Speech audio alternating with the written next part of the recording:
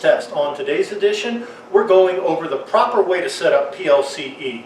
And I've got a former member of 402 Commando here to help me out. I was actually LARPing as this guy at Hatila, and you guys can check the video out. I'll put a link at the end. And I didn't get the LARP quite right. There's some setup I didn't get quite right. So we're going to go through between the proper setup of PLCE and where I got it wrong. Yeah, thanks, Les. Yeah, it's my fault, the inaccuracies. So Les gave me the chance to come on the channel and make the correction, the retraction, and the explanation. We were communicating via text. Les said he wanted to run PLCE and an L85 clone at a match, and I said, well, you know, you could try doing the rig that 40 Commando used during the 2001 invasion of Afghanistan, which was a pretty iconic look with the desert DPM trousers and the smocks that were still woodland because they didn't have time to issue all the right gear. It was a reasonably iconic look of the period. Meanwhile, I was not on that deployment, but I was on Herrick 5, which is the 2006-2007 deployment, where I spent a number of months in Sangin and Camp Bastion, Helmand Province as well. So it was my fault that mismatch came along. Another point from that is that the Osprey vests that we had and the assault vest that we were issued to go over the top of those were all pouches. I gave that away to a US Army Green Beret guy, and I did not receive a boonie hat in return. So in other words, I fucked a lot of shit up. Text communication and lost in translation. So I'm here to do a quick video on my PLC rig and maybe give Les a few pointers on what we got right and what we got wrong from his PLC rig, and hopefully educate you lovely people out there to how to set up yours if you choose to run this particular set of equipment. All right, let's get into it, see what's right, see what's wrong. Alright, gents, so this is how I set up my PLC rig. Obviously, the straps I sewed on here for tucking foliage in, the ravages of age have obviously made the elastic completely perish, so you can't get anything under that. Also had a strip running down the back so you can put foliage in there. That's perished. I had a couple of rolls of bungee cord at the back to have a spare sandbag. Always a good idea to have a spare sandbag on you for carrying ammunition, for making sandbag revetments, whatever. Obviously that bungee has perished as well, so that is no longer secured. But the key to setting this up, I found, was to have the pouches really tight together, have no space in between them on the belt, and have no space in between them as they sit. And so what I did is I cut a little incision on each side and then cable tied them together at each junction. This one's actually broken with time, and that one there. And I also had a bungee that runs from this hook here to this hook here, and that runs all across those back pouches, and that obviously allows you to tuck foliage in there so that you can help camouflage yourself out. Now, in the past, I had run a bungee cable along the inside, and I even had that bungee cable below the belt, so I would hook it together. But if you're crawling along the ground, having two hooks that close to your junk is not something I would recommend. I actually went away from that and back to this this method here: bungee on the outside, cable ties on the inside. Instead of running the the general purpose pouch, this is the water bottle pouch with this padded flap here.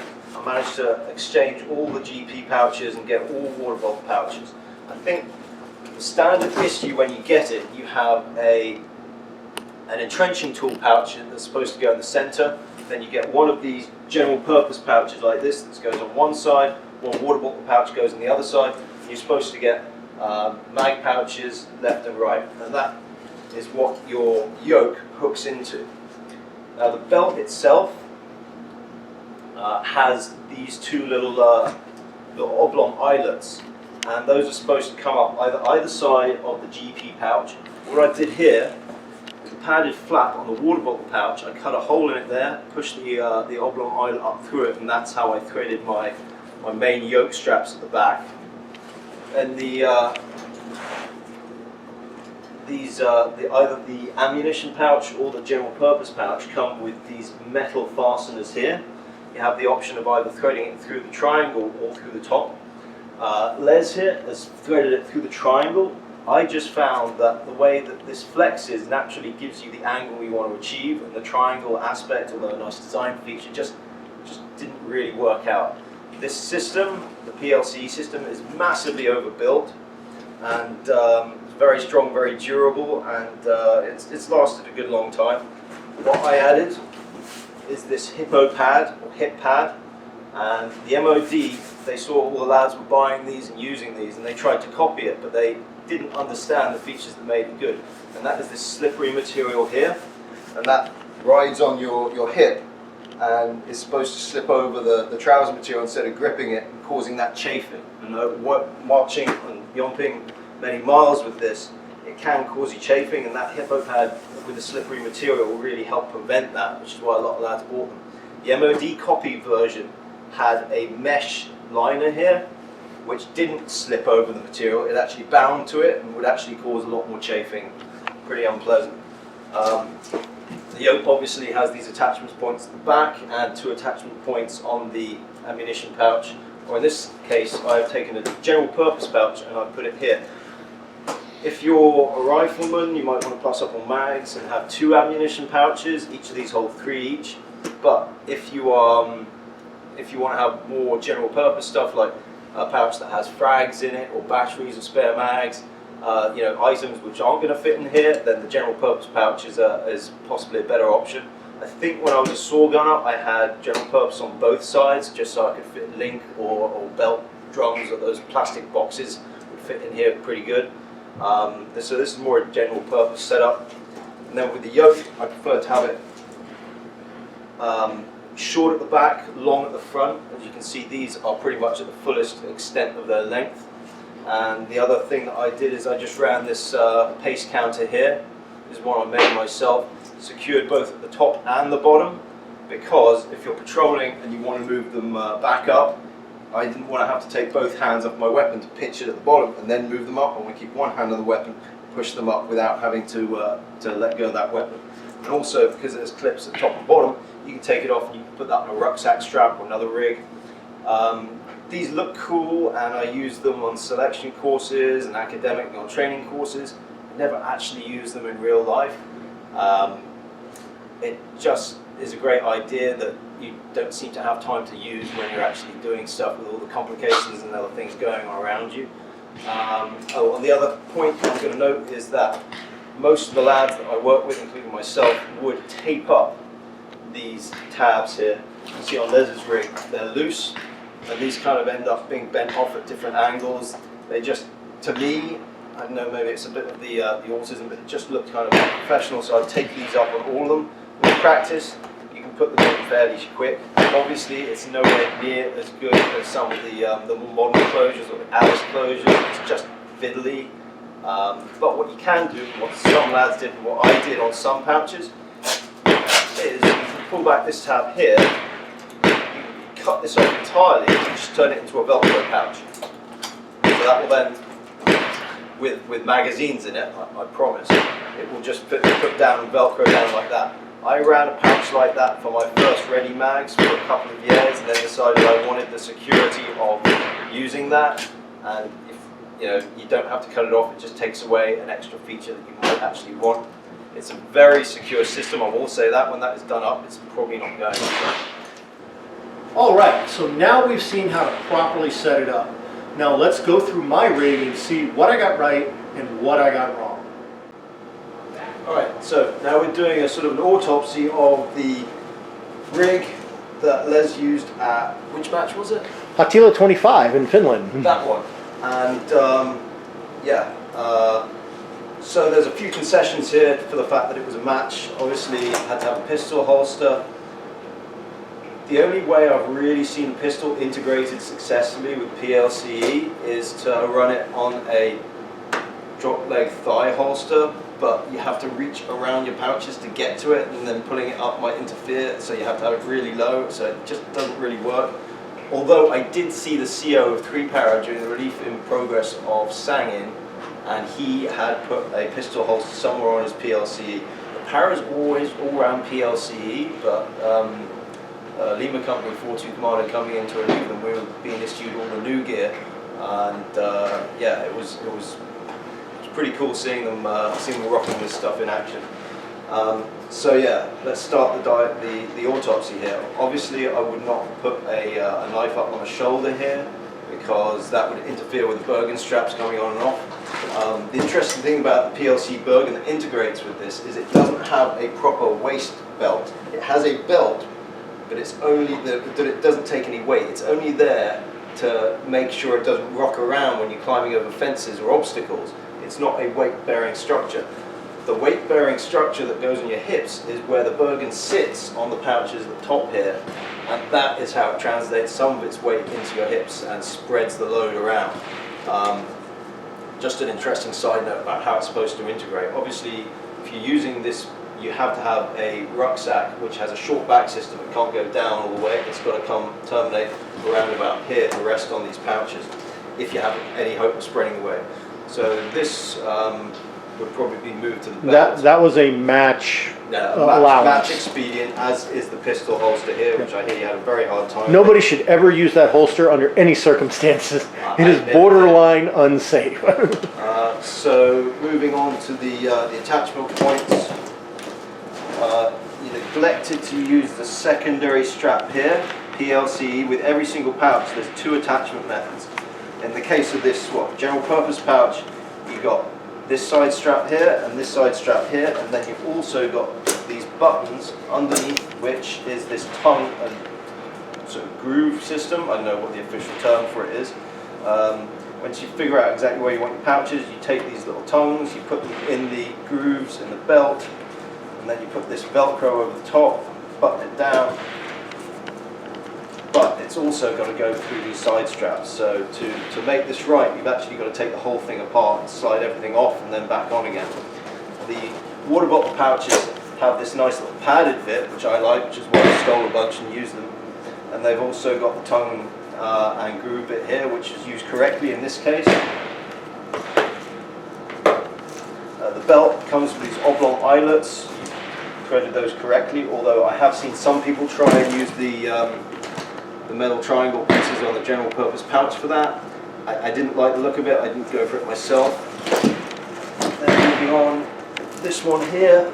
I hear you had a bit of trouble with these pouches detaching themselves mid-match. I did. 4 out of 7 stages, the pouches decided to eat themselves. Yeah, you didn't actually put the tongues in the grooves there, which could have contributed to the drama you had. On mine, I used the additional expedient of having the oblong eyelet come up through them, which is another way of trying to make it stay on there. And having the hip pad as well is another means of preventing anything rubbing up against this or getting hooked under it, which could help rip it off. So the hip pad actually helps secure these water bottle pouches. This is the only pouch you actually got fixed on correctly. The button's done up, the tongue groove is in, and you got it through the secondary side straps here. All the other pouches are not attached properly in one way or another. I always preferred having it long at the front, short at the back. You've sort of got it long both sides. So yeah, we can fix this. We can absolutely fix this up and get this looking a little bit sharper. Obviously, personal preference, but I always like to take these things up just so they're not all over the place, and it did make it just that little bit more secure. So yeah, now we can start the healing and take this secondary rig you've got and start putting it together a little bit closer to how I would have set it up myself. Alright, so apparently I got more wrong than I got right, but in my defense I had to make a few contingencies. I had to have a knife for the match. Putting it up on the shoulder, knowing I wasn't going to be rucking, it was a nice convenient way to solve the problem. Also, adding US pistol mag pouches, a concession to the match because I needed to have magazines, yet as far as I can tell, there is no pistol magazine pouch system for PLCE that I can find. I made the mistake of using that god-awful holster, and that probably caused the cascade of mounting options I did trying to get that thing on. And some of the stuff he found not mounted right, as things fell off during the match, I just quickly put them back on to get through the match. And probably, I don't know if I had them set them up right to start with, but it explains why some of them are not right now for sure. Alright, Now we can begin the healing. So we've taken, there's a secondary rig here, and we're going to set it up a little bit better than it was. We've got a selection of pouches here. We're going to have neither of these are ammunition carriers. Okay, we're going to go all GP. This one, someone helpfully cut off the steel triangles, so we're going to put that one in the middle, water bottle pouch either side, and then 2 GP pouches, one on each side as the load bearing elements. So start, obviously Les has fitted the belt and we've got it set up so that this is adjusted the right way to give him the ability to adjust this out or not as he wants to adjust his clothing and diameter. So you cannot attach these when there's something already on there. So this has got to be the central one. It's got to go in between the 2 oblong eyelets here. So let's start by trying to thread this through and hit those all important secondary straps. Without hitting those, it is not on properly. Let's just get the jump up there to the side.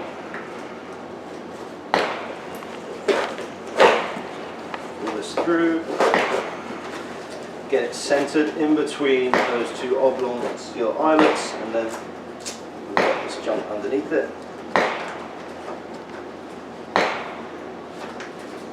For brevity's sake, we might skip forward some of these, or even fast forward. Get the tongues inside each one of those grooves. We'll Velcro up, button down, press the stud over.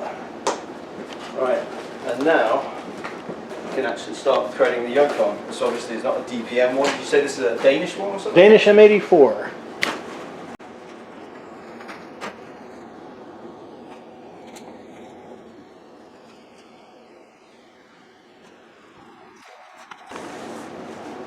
I'm going to set it to roughly that length there.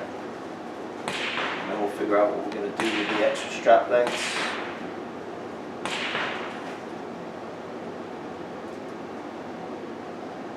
We got the whole thing together. Right, that's roughly where we want it. Now we can attach the 2 water bottle cap pouches or canteen pouches. Getting them nice and tight together. Alright? It might seem like it's too tight up, but when it's wrapped around your body, the curvature will push the edges further apart. So you want to get it as tight as you can. No gaps, no daylight between them. Press down there.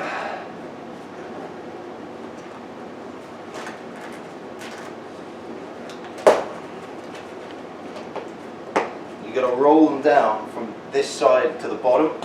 Try, if you get the top lip over first, then it's not, the bottom won't go on. Now what we're going to do is, using my little sharp knife here, little sharp knife it says, I'm going to make a little incision. See the tip going up through there? Just the tip line, no more. And then we can push cable tie in.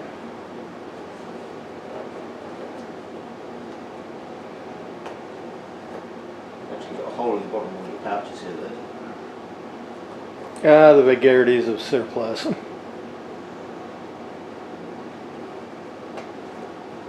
Put my Mission Essential equipment like crypto fill gun in there, or any serialized equipment. Okay, then that is nice and tight together. Obviously clip these off. Now, I'm not going to do that for time's sake on every single one, but that is the general idea.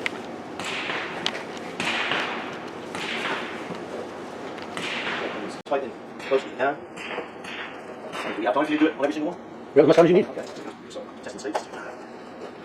Obviously, ask your mum first before you borrow the sharp scissors, and try not to cut yourself, so have the blade facing away.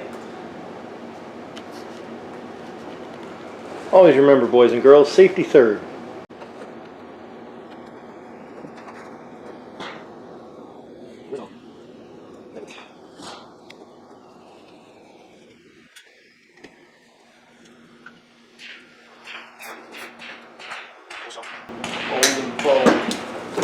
going to be watching this and saying, oh, you're doing it wrong, that's not the way you want it.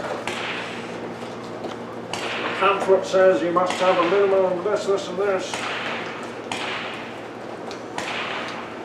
And they'd probably be right if they're that much of a spotter.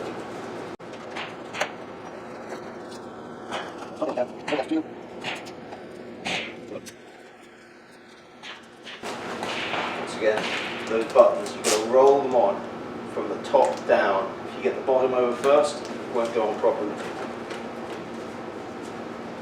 As you can see, almost every part of this is overbuilt. Everything's got a backup, whether it's the tabs and the tongue, or whether it's 2 sets of straps to secure it. They were certainly built to last. And once you've had it a while, you can see it starts getting this sort of sandy colouring once it's got had a bit of wear.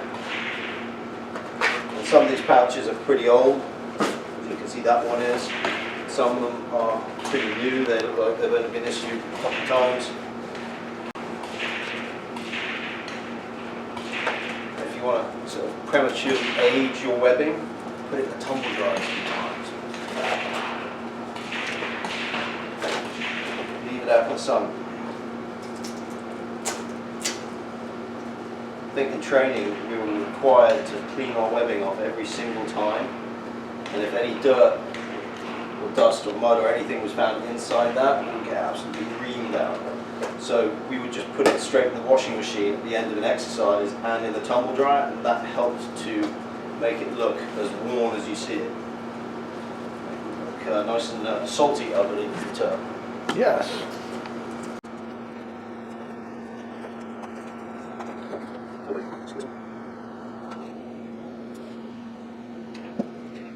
Or observant amongst you have spotted that one of these pouches is not like the other. One of them is MTP, which the Army and Marines switched to. I guess it's the sort of British flavour of multicam. Call me a purist, but I do like the original DPM colourway and pattern.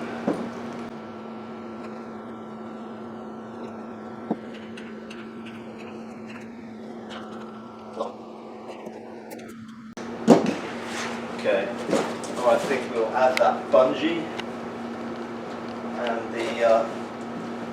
each webbing pouch has a specific little loop here which is conveniently built in that will accept the bungee cord. I don't know if I've made this long enough. It only has to go around 3 pouches, so let's hope so. Alright.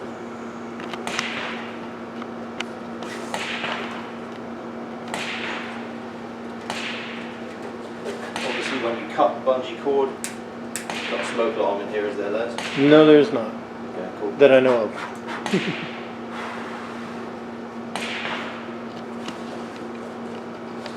So I'm going to go high, high, low, low. You can run the bungee cord through the back of these loops here, if it's thin enough.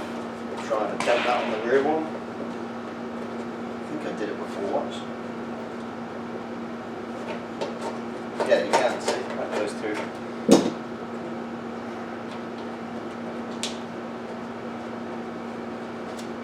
But it can be a little bit finicky to do so.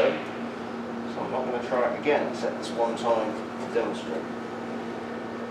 No, I'm not even going to do it. Did I do it on mine? No, I did not.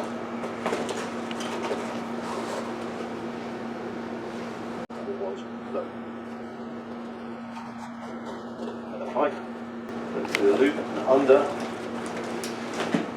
then slip it under the bungee there, slip it under the bungee there. We will tie it off. What knot should we go for?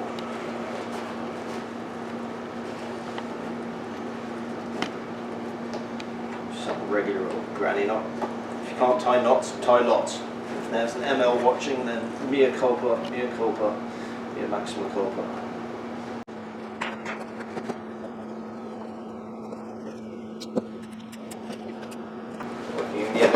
actually got a hot knife you can use to cut rope, which is quite handy. Okay, so we're going to try and integrate this Plce Set Up hippo pad. Something I've never done before because I had the port version. It looks like you're supposed to thread this up.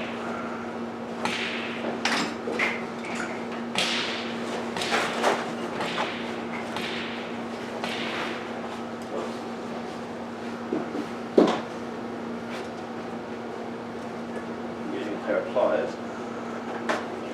It's always handy when assembling any kind of military doodads, especially molly. I'll break this for you, Les.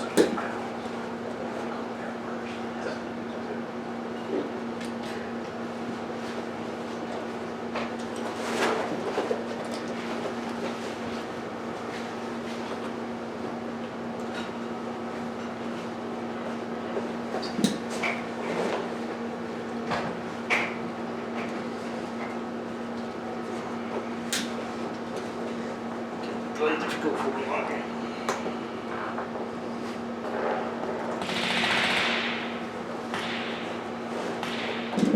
So what you're telling me here is MOD made something that doesn't work quite perfectly. Who'd have thought it? I know it. I mean, I'm sure there was a guy whose job it was to test this, make sure it worked for everyone. I know what I'm going to do. I'll fix their work. There we go.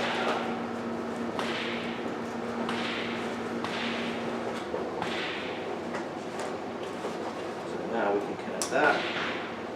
Get slack in this.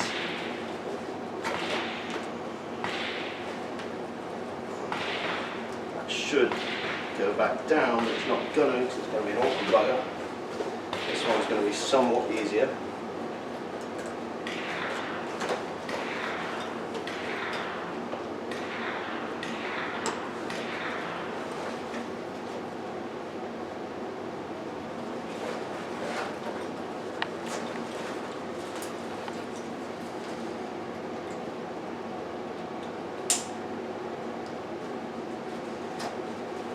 What happens when the MOD copies something without understanding what made it good. As you can see, this material is far more likely to bind and cause chafing than this snipping material here.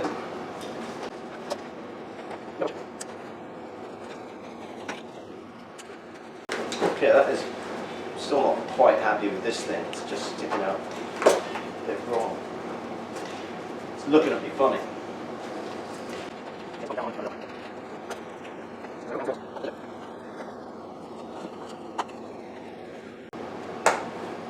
Alright, I'm happy with that now. Now we can thread these ones through. Like I say, you could use the triangle. I never thought it was a particularly good idea. Just let the material flex to the natural angle it wants to be at. Should be alright.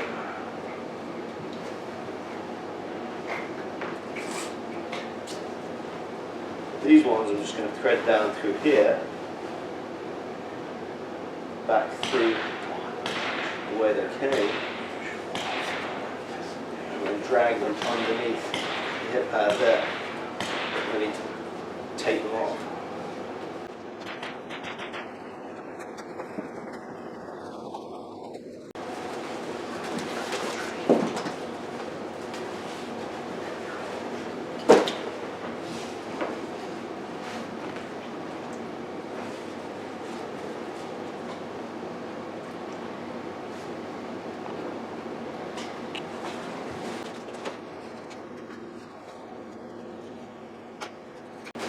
Okay, and that is beginning to look somewhat professional looking.